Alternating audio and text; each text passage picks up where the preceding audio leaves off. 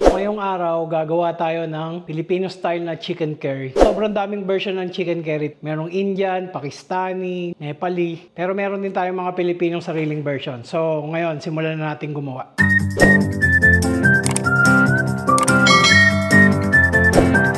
First step, papainit lang tayo ng mantika.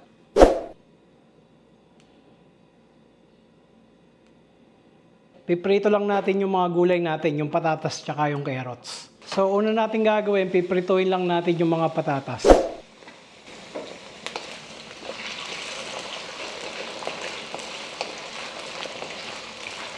Kapag 80% luto na yung mga patatas natin, nahanguin natin siya. So, mamaya naman maluluto pa uli siya.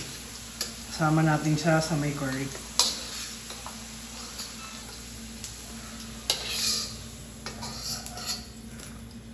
Then, susunod naman natin yung mga carrots.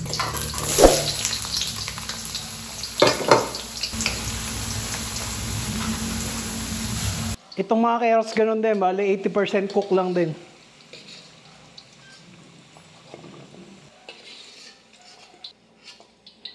So, pagkatapos nun, sa same wok, magigisa lang tayo. Unahin na natin yung luya.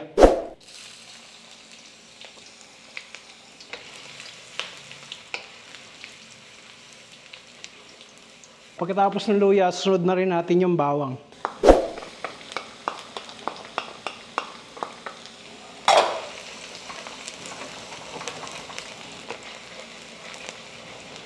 So, pag medyo nagiging brown na yung mga bawang natin, susunod na natin yung ating sibuyas.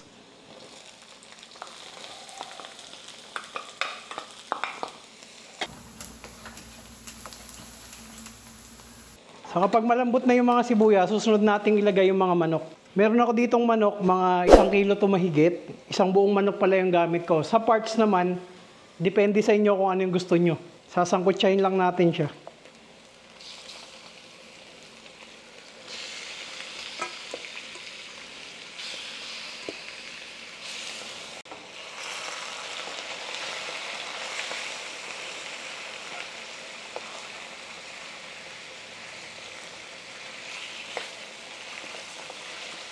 So, igisa lang natin siya hanggang magbago yung mga kulay o magkaroon ng mga tosta-tosta. So, yung mga tosta na yan, magdadagdag ng flavor doon sa manok natin. So, pagkatapos nun, maglalagay tayo ng patis. Then, susunod na rin natin ilagay yung paminta. Pagkatapos, isasama na rin natin sa gisa yung curry powder. Then, sa dami ng curry powder, bahala na kayo kung gusto nyong marami o konti. Kasi medyo maanghang to. Kung gusto nyo medyo maanghang, dagdagan nyo. Pero kung ayaw nyo naman, pwede nyo ring bawasan. Then, gisahin lang natin. So, ginigisa natin yung curry powder para mas lalong lumabas yung flavor niya.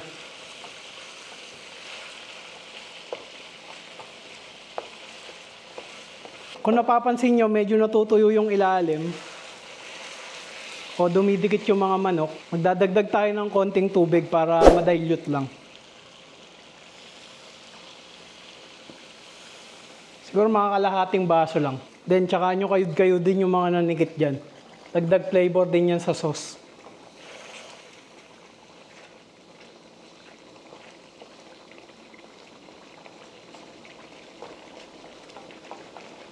Para mas luminamnam pa yung sauce natin, magdadagdag tayo ng chicken cubes.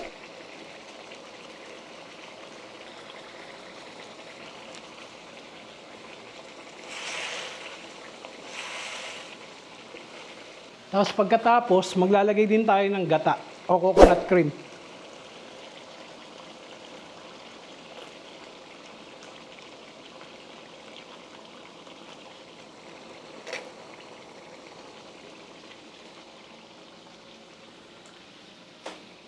Tapos ito, optional ingredients, siling maanghang. Kung ayaw nyo namang lagyan, okay lang naman.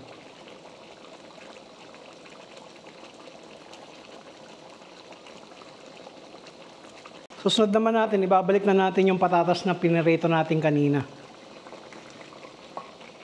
Lalagay ko na rin yung carrots. Then simmer lang natin ng mga 5 minuto.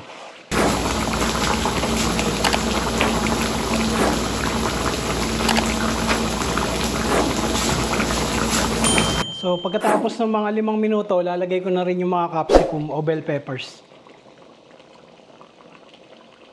Then pakuluin lang natin ng mga 1 minuto, then luto na to. Adjust na lang natin yung panimpla. Pagkaya rin nating pakuluan ng mga 1 minuto, titikman lang natin, then i-adjust natin yung seasoning kung okay na o hindi pa. So okay naman na yung lasa niya sa akin, pe-plating na natin siya.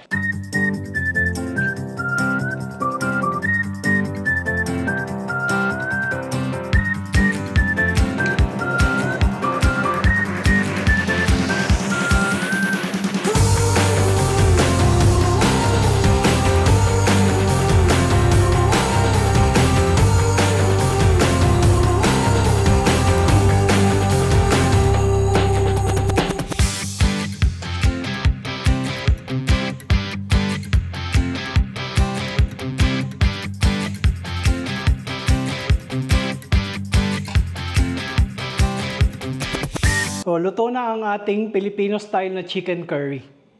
Napakadali niya lang gawin. Mga simple lang din yung mga ingredients niya. Kung nagustuhan niyo yung video na to, kita-kita muli tayo sa mga susunod kong upload.